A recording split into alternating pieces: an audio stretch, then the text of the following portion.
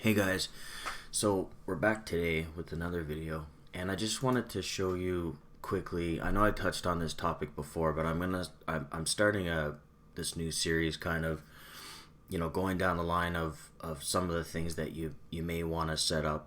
So we touched already on setting up your lab and getting your virtual machine going and doing some basic pen testing stuff and whatever, right? But I'm just going to touch first also on remaining anonymous online using Tor and Proxychains. So basically, so when you use Tor and Proxychains, so what Proxychains is a tool that forces any TCP connection made by any given application to follow through a proxy, such as Tor or any other SOCKS 4, SOCKS 5, etc., right? So, and how Proxychains work, it's our location will be moved from one proxy server to another, and with each proxy server our location and IP address changes. And when we add in the Tor network, we are given another layer of anonymity. The Tor network disguises our identity by moving our traffic across different Tor servers with encrypted traffic. So there's a few things we got to do. I'm going to leave these notes in the description. So I'm just going to, I just updated my Kali here. So I'm just going to log in. And like I said, I know I've touched on this like briefly before, but I'm just going to, now I made the fonts bigger. I hope that, I'm going to make this full screen, and I hope that, that you could see it okay. I know sometimes with my screen monitor it's hard to see. So basically the first thing that we want to do is we want to edit the Proxychains configuration file. Excuse me. So we're just going to do nano etc proxychains.conf, and that's going to take us into the Proxychains configuration file. Now I haven't done this yet on this particular VM, so I'm just doing this today just to show you the process of how it works. Now I'm not going to show you my IP address before, obviously, because at the moment I'm not using a VPN, but I have faith that we'll be able to mask my real IP address in this actual video. So the first thing you want to do is you want to remove the tag from this dynamic chain here, and then you want to go down and you want to add one to strict chain, and then you go down a little further and you're gonna find where it says Proxy DNS requests. We're also gonna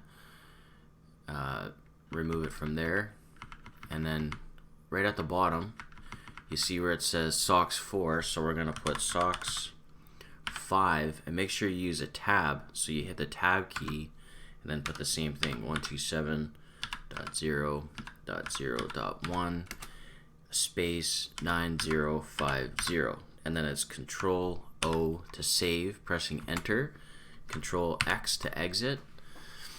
So now that's all done. The next thing we have to do is we have to install Tor. Now I don't believe I've installed Tor yet, so I'm just going to do apt install Tor, and that's gonna ask me if I want to download and install. You just go ahead and hit yes, enter.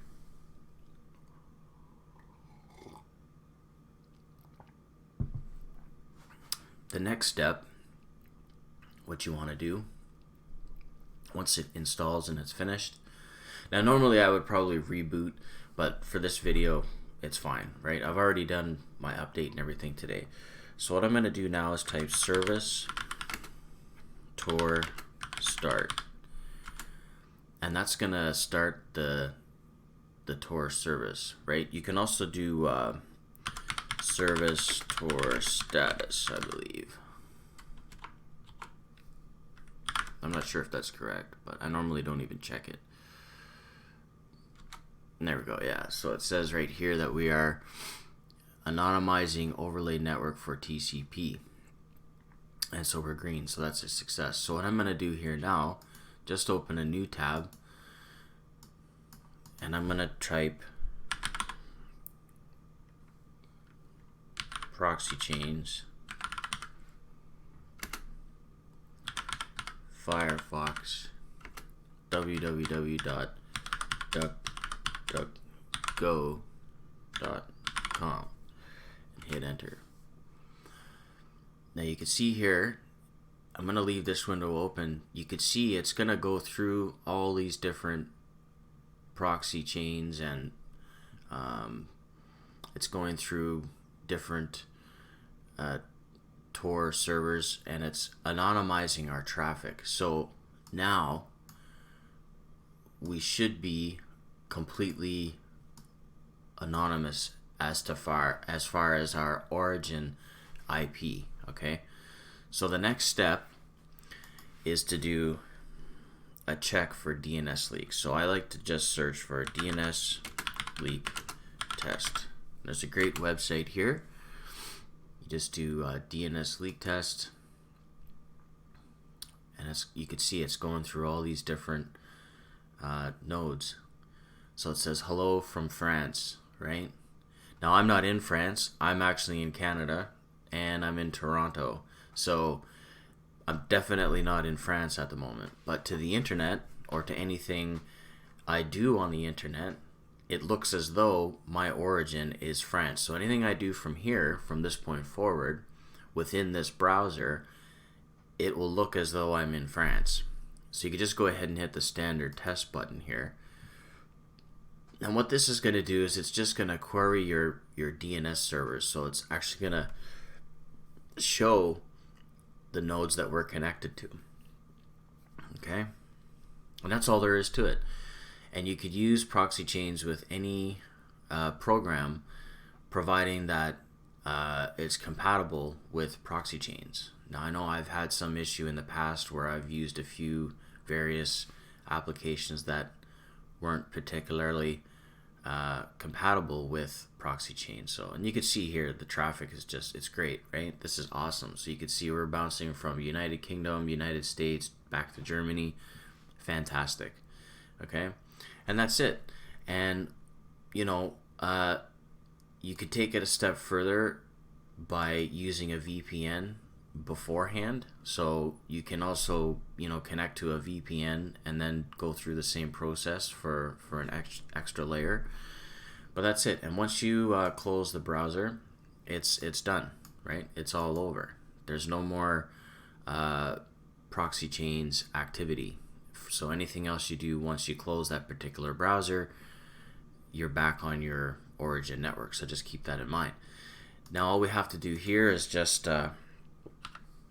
you know, this is still active, the Tor. So all we have to do is just like we can see, if we go to the Tor status here, it's going to show us that it's still running, right? So we're still running over the Tor network. So what we want to do is we want to do service Tor stop now. Okay, and that'll stop the service, right? So if we check the status, right, that may actually activate it again. So let me see here. So let's just make sure. Okay, so now we're done, right? So Tor has stopped. There's no more Proxychains, and that's it. So, you know, I hope this helped you, and it's good to remain anonymous. Let's say, for example, online, if you're doing some research, or, you know, it's great if, you know, somebody sends you a link or something like that, and yeah, maybe it's kind of sketchy, you don't really know, and you don't really want to reveal your IP address. This is a really quick and easy way, you know, to mask your real IP address and sort of, you know, stay safe online.